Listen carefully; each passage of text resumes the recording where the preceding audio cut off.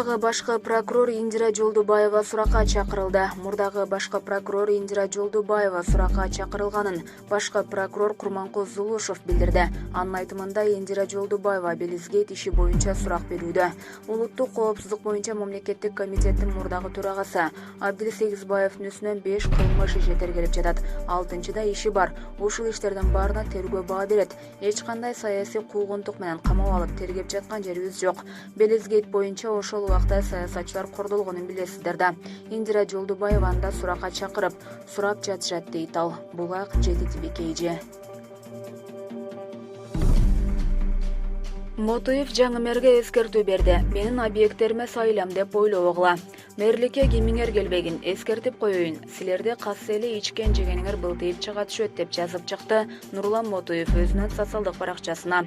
Жүгүргөн калат, буйруган алат деген ошол. Кечээ бошоп калган Бишкек мэрлигине кимдер гана өзүн койгон жок. Кимдерди гана көрсөтүшпөдү.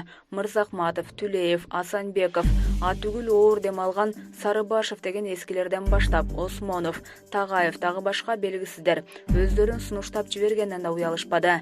Мэрликке кимиңер келбегин эскертип коеюн. Силерди катсы эле ичкен жегениңер былтыйып чыга түшөт. Жок эле дегенде 100 000 сомдук растрата чыгат. А это уже крупная сумма, уголовное дело.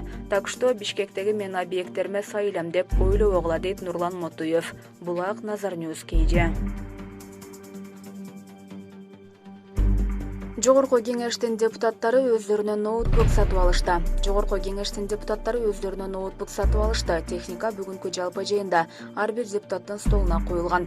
Парламенттин иш башкармалыгынын жетекчиси Марат Матазимов ар бир ноутбук 40 000 сомго айланганын муну эл өкүлдөрү жеке фондунун эсебинен алганын билдирди.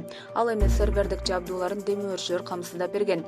Белгилей кетсек, 6 октябрдагы элдик толкундоо маалында жогорку кеңештин имараты талкаланып, техника уурдалган. Булак Спутник Кыргызстан.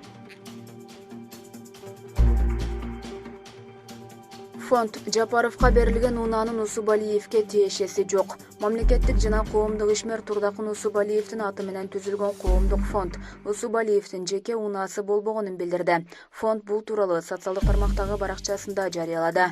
Маалыматта айтылгандай, Усубалиевдин атына эч кандай техникалык каражат катталган эмес. Ошондой эле ошол кездеги саясаттан улам жогорку кызматтагы адамдарга мындай билектердин берилиши мүмкүн эмес болгон.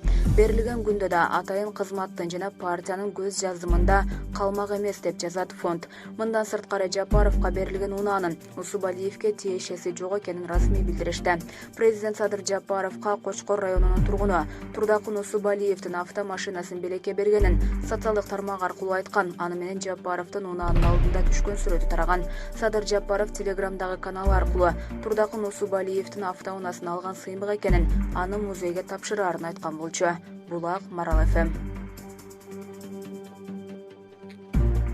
Жалал-Абад экинчи жолку текшерүүдө майып кыздын кыздыгы жок болуп чыкты. Ал таятасынын үстүнөн арыз жазды.